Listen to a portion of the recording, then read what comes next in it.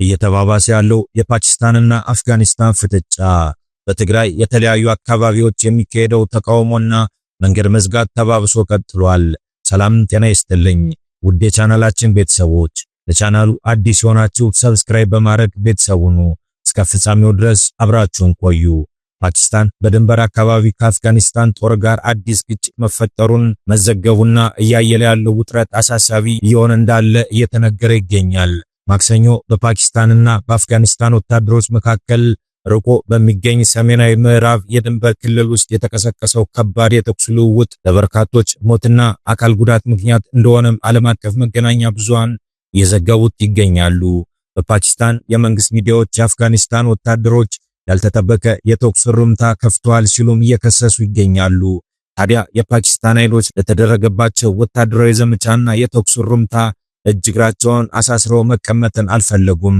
አጸፋዊ ምላሽ በመስጠት የአፍጋኒስታን ታንኮችና ወታደራዊ ቦታዎች ላይ ጉዳት ማድረስ እንደቻሉና ለጊዜው ቁጥሩ በውል ያልታወቀ የሰውና የንብረት ላይ ጉዳት ማድረስ እንደተቻለ ስማቸው እንዳይጠቀስ የፈለጉ የፓኪስታን ቴሌቪዥንና ሁለት የጸጥታ ባለስልጣናት የመገናኛ ብዙሃን እንደተናገሩ ታውቋል።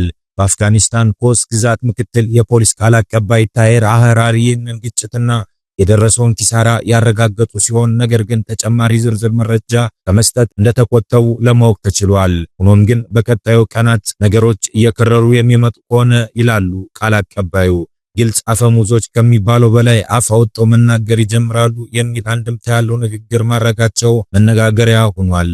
የፓኪስታን መንግስታዊ ሚዲያ እንደዘገበው የአፍጋኒስታን ኃይሎችና የፓኪስታን ታሊባን በጋራ በአንድ የፓኪስታን ፖስት ላይ ተኩስ ከፍተዋል። ይህም ሚዲያ በኬበር ፓክዋን ግዛት ውስጥ በሚገኘው ኩራም ውስጥ የፓኪስታን ወታደሮች ጠንካራ ምላሽ ብለው ያሰቡትን አጸፋዊ ምላሽ እንደሰጡ ነው እየተነገረ የሚገኘው። የደህንነት ባለስልጣናት የፓኪስታን ጦር የፓኪስታን ታሊባን የተንጣለለ ማሰልጠኛ እንደወደመና ከቅዳሜ ጀምሮ በተጠንቀቅ ላይ ከነበረው የፓኪስታን ጦር ሁለቱም ወገኖች በተለያዩ የድንበር ክልሎች ላይ የተኩስ ልውውጥ ሲያደርጉ በእያንዳንዱ ጎን በደርዘን የሚቆጠሩ ጉዳቶች እንዳስከተለ ያለምንም ማስተባበያ መግለጹን ብዙ ሚዲያዎች ዘግበዋል። ከሳውዲ አረቢያና ከኳታር ይግባኝ ከተባለ በኋላ ግጭቱ በሁለት ቢቆምም በፓኪስታንና በአፍጋኒስታን መካከል የሚደረጉ የድንበር ማቋረጦች በሙሉ ዝግ ሆነው እንደቆዩ የሚታወስ ጉዳይ ነበር። በሳምንቱ መገባደጃ ላይ ካቡል የአፍጋኒስታን ግዛትና የአየር ክልል ተደጋጋሚ ጥሰት ለፈጸመው አጸፋ በርካታ የፓኪስታን ወታደራዊ ማዕከሎች ላይ ኢላማ በማድረግ 58 ወታደሮችን መግደሉን ተናግሯል።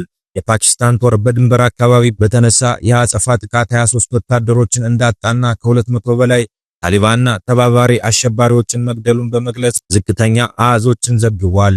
የታሊባን መንግስት ፓኪስታንን በካቡልና በምስራቃዊ ገበያ ላይ የአየር ድብደባ አድርጋለች በማለት ተከሰሰበት። ካለፈው ሳምንት ጀምሮ ውጥረቱ እንደቀጠለ የነበረ ሲሆን አሁን ላይ ደግሞ እጅግ ተባብሶ በመቀጠል የሰው ሕይወት ቀጥፏል፣ የአካል ጉዳትና ንብረት ላይም ይህ ነው የማይባል ጉዳት አድርሷል ሲሉ በሁለቱም ሀገራት በኩል ሪፖርቶች እየወጡ እንዳለ እየተነገረ ነው። ነገር ግን ፓኪስታን ከዚህ ቀደም በአፍጋኒስታን ውስጥ ጥቃት የከፈተች ሲሆን የቴህሪክ ታሊባን ፓኪስታን ወይም ቲቲፒ መደበቂያ ቦታዎች ላይ ያነጣጠረ ሲሆን ይህም ከአፍጋኒስታን ታሊባን ጋር የተቆራኘ እንደነበረ ይታወቃል። ሆኖም ግን ያዝለቀቅ የተደረገ እዚህ ደረጃ ላይ የደረሰው የሁለቱ ሀገራት የድንበር ላይ ውዝግብ መልኩን እየቀየረ ወደ ለየለት ጦርነትና ጦር መሳሪያ መማዘዝ እንዳያመራ ከወዲሁ በርካታ ስጋቶች እየተሰነዘሩ ይገኛሉ። ትናንት በወጣው ዜና ይህ የተከፈተው ጦርነት አውዳሚነቱ ያሰጋቸው የሁለቱ ሀገራት ወታደራዊ አመራሮችና መንግስት ተግባራዊ ይሁን አይሁን እርግጠኛ ያልሆነበት የሁለት ቀን ብቻ የተኩስ አቁም ስምምነት ላይ ተደርሷል የሚሉ ዘገባዎች እየወጡ ይገኛሉ። ሆኖም ግን በሁለቱ ሀገራት መካከል ያለው ውጥረትና የፖለቲካና ወታደራዊ የበላይነት ገና የለየለት ነገር እንደሌለ ነው እየተነገረ የሚገኘው። በሌላ ዜና የትግራይ ኃይሎች ተብለው የሚታወቁት የሰራዊት አባላት በክልሉ የተለያዩ ክፍሎች ውስጥ የሚያሰሙት ተቃውሞና መንገድ መዝጋት መቀጠሉን ነዋሪዎች ለቢቢሲ ተናግረዋል። ሰኞ ጥቅምት 3 2018 ዓ.ም በክልሉ ዋና ከተማ መቀለ የጀመረው ተቃውሞ ወደ ተለያዩ የትግራይ አካባቢዎች ተስፋፍቶ ማክሰኞ፣ ረቡዕና ሐሙስ መቀጠሉን ተገልጿል። ዛሬ ሐሙስ በአዲግራትና በአካባቢው ተቃውሞ መቀስቀሱና አዲግራት ወደ መቀለ የሚወስደው ዋና መንገድ በተቃዋሚዎች መዘጋቱን ቢቢሲ አረጋግጧል። በተጨማሪም በአውላና በመሆኒ ምስራቃዊና ደቡባዊ ዞኖች ከመቀለ ጋር የሚገናኙ መንገዶች እንዲሁም ከእንዳ አባጉና ወደ እንዳ ሽረ ስላሴ የሚወስደው መንገድ ዛሬ ተዘግተው እንደሚገኙ የተለያዩ ምንጮች አመልክተዋል። የትግራይ ኃይሎች አካል የሆነው የአርሚ 22 አባላት ከ4 ቀናት በፊት በመቀለ ከተማ ለተቃውሞ አደባባይ በመውጣት መንገድ በመዘጋቱ እንቅስቃሴዎችን አስተጓጉሎ ነበር። በመቀለ ከተማ የተካሄደው የተቃውሞ ሰልፍ ከክልሉ ከፍተኛ አመራሮች ጋር ውይይት ተደርጎበት ቢቆምም በተከታታይ በነበሩት ቀናት በተለያዩ የትግራይ አካባቢዎች የቀጠለ ሲሆን ሐሙስ ማለትም ዛሬ መቀጠሉ እየተነገረ ነው።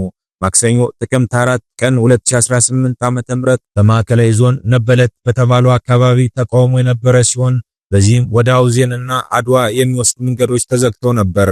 ከአካባቢው ለቢቢሲ ትግረኛ የተላኩ ምስሎች እንደሚያሳዩት በነበለት የሚገኘው የአውቶቡስ ጣቢያ አገልግሎት መስጠት ሳይችል ቀርቷል።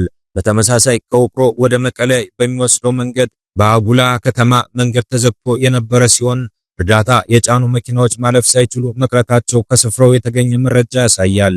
የትግራይ ኃይል አባላት በተለያዩ የክልል አካባቢዎች መንገዶችን በመዝጋት ተቃውሟቸውን ቀጥለዋል። በደቡብ ትግራይ ዞን መሆኒና አዲሱ ወደ መቀለ የሚወስዱ መንገዶች ተዘግተዋል።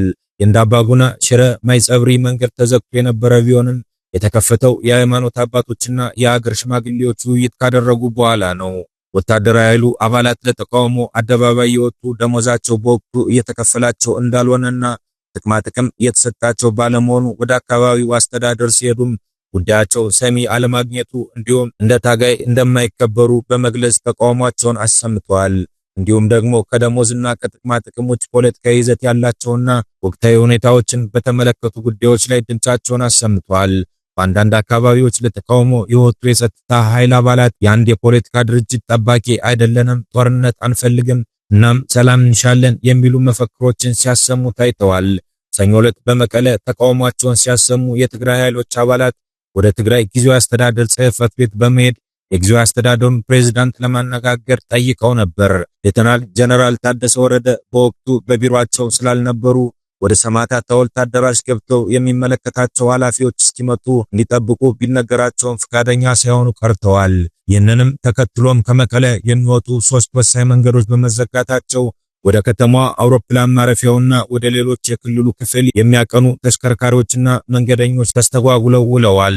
ሰኞ ዕለት ማምሻውን ከትግራይ ጊዜያዊ አስተዳደር ፕሬዝዳንት ከህወሓት ከፍተኛ ባለስልጣንና ከወታደራዊ አመራሮች ጋር በሰማዕታት አዳራሽ የተነጋገሩ ሲሆን ጥያቄያቸውን በዝርዝር አቅርበዋል። የ2 ዓመት ደሞዝ አለመከፈሉን እንዲሁም ቃል የተገባላቸው ጥቅማ ጥቅም አለመከበሩን በመግለጽ ቅሬታቸውን አቅርበዋል።